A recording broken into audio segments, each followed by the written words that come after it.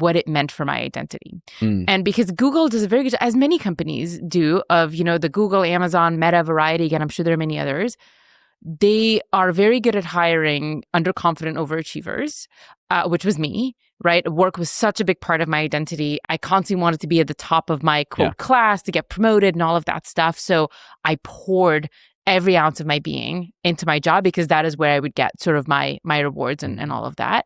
All the chat is about how few people get in. You feel like you've been let into this magic place. And once the door's shut, it's like a mirage. It will disappear and you will never get let back in again.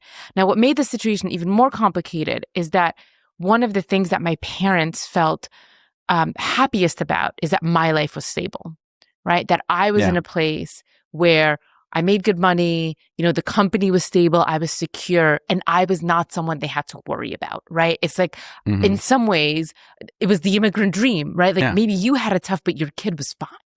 And so I remember telling my mom that, and my mom's a business owner. She started a restaurant, and my dad was an entrepreneur, again, had a number of ventures, some that he got to near IPO. So this was sort of in the gene pool in some ways.